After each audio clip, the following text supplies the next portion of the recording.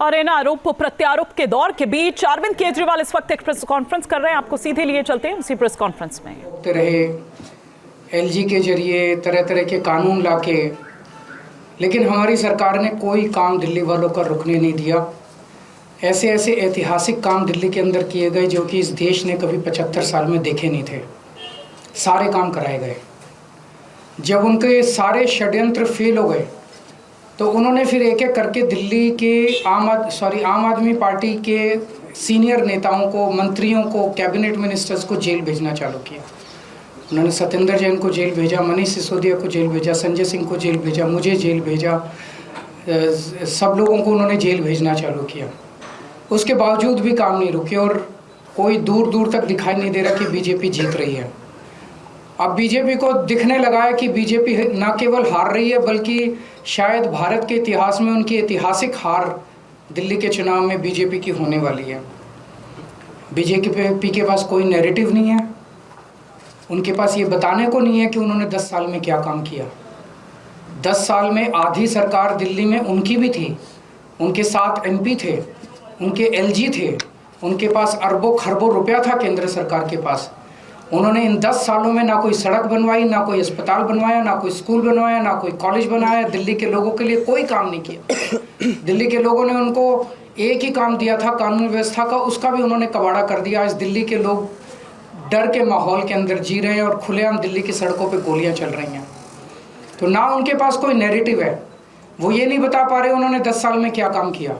वो ये नहीं बता रहे कि अगर उन्हें वोट दो तो क्या काम करेंगे। वो केवल केजरीवाल ये, केजरीवाल वो गालियां दे रहे हैं। गालियों के बेसिस पे वो वोट मांग रहे हैं। उनके पास कोई CM चेहरा नहीं है, उनके पास कोई कैंडिडेट्स नहीं है, उनके पास कोई एजेंडा नहीं है चुनाव लड़ने के लिए।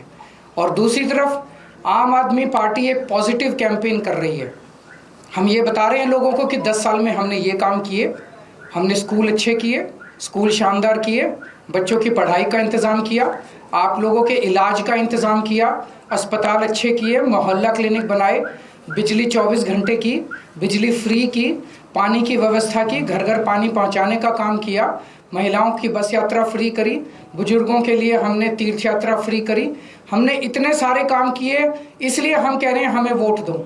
आने वाले समय में हम महिलाओं को 2100 रुपये देंगे, बुजुर्गों का फ्री में इलाज कराएंगे, चाहे प्राइवेट हो चाहे सरकारी हो। हम ये काम करेंगे, हमें इन पे काम दो।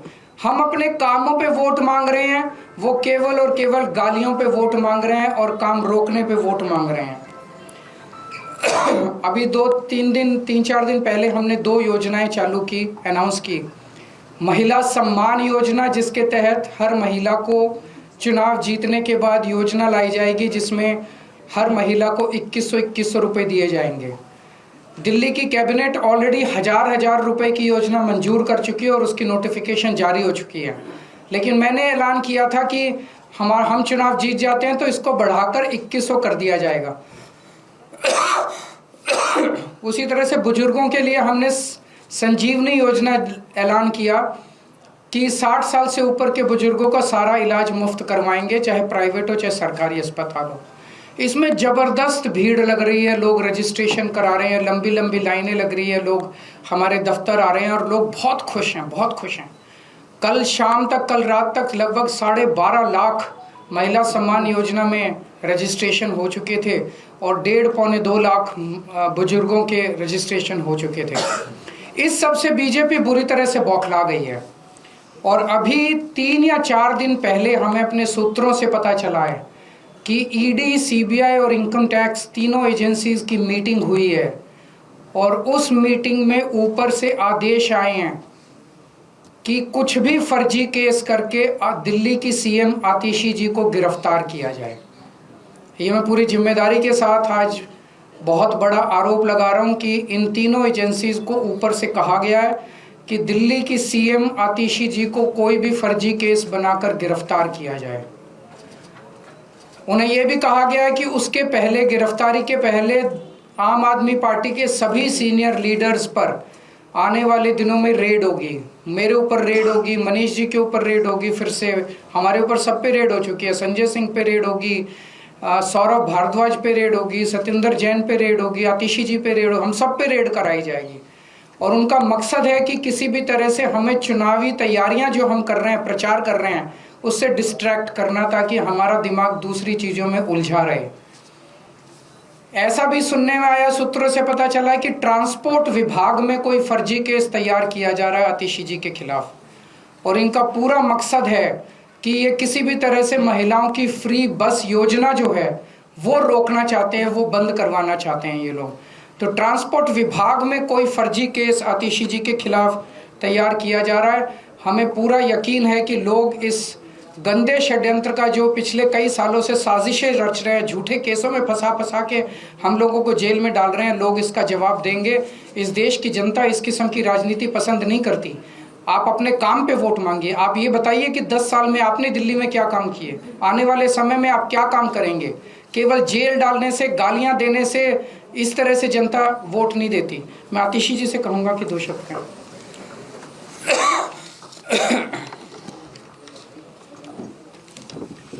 जैसा अरविंद जी ने बताया कि हमें ये पुख्ता खबर मिली है कि ट्रांसपोर्ट डिपार्टमेंट के एक फर्जी केस के माध्यम से दिल्ली में महिलाओं की जो फ्री बस यात्रा चल रही है उसको रोकने के लिए एक फर्जी केस मेरे ऊपर करने का प्रयास किया जा रहा है। लेकिन हमने आज तक हमेशा ईमानदारी से काम किया है और ईमानदारी से काम करेंगे, और इसलिए मुझे पूरा भरोसा है कि अगर इनकी एजेंसियां मुझ पे झूठा केस करती हैं, मुझे गिरफ्तार करती हैं, आखिरकार सच्चाई सामने आएगी। मुझे इस देश की न्याय व्यवस्था पे पूरा भरोसा है। जिस तरह हमारे सारे पार्टी के सीनियर नेताओं को फर्जी केस करके जेल भेजा, लेकिन आखिरकार सच्चाई सामने आई और सबको एक एक करके बेल मिली। इसीलिए मुझे भी पूरा भरोसा है कि चाहे कोई भी फर्जी केस हो जाए, आखिरकार जीत सच्चाई की होती है। एलजी के जरिए तरह तरह के कानून लाके, लेकिन हमारी सरकार ने कोई काम दिल्ली वालों का रुकने नहीं दिया। ऐसे ऐसे ऐतिहासिक काम दिल्ली के अंदर किए गए जो कि इस देश ने कभी 75 साल में देखे नहीं थे। सारे काम कराए गए। जब उनके सारे षड्यंत्र फेल हो गए तो उन्होंने फिर एक एक करके दिल्ली के आम आदमी पार्टी के सीनियर नेताओं को, मंत्रियों को, कैबिनेट मिनिस्टर्स को जेल भेजना चालू किया। उन्होंने सत्येंद्र जैन को जेल भेजा, मनीष सिसोदिया को जेल भेजा, संजय सिंह को जेल भेजा, मुझे जेल भेजा, सब लोगों को उन्होंने जेल भेजना चालू किया। उसके बावजूद भी काम नहीं रुके और कोई दूर दूर तक दिखाई नहीं दे रहा कि बीजेपी जीत रही है। अब बीजेपी को दिखने लगा है कि बीजेपी न केवल हार रही है बल्कि शायद भारत के इतिहास में उनकी ऐतिहासिक हार दिल्ली के चुनाव में बीजेपी की होने वाली है। बीजेपी के पास कोई नैरेटिव नहीं है।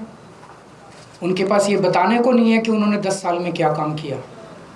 10 साल में आधी सरकार दिल्ली में उनकी भी थी, उनके साथ एमपी थे, उनके एलजी थे, उनके पास अरबों खरबों रुपया था केंद्र सरकार के पास।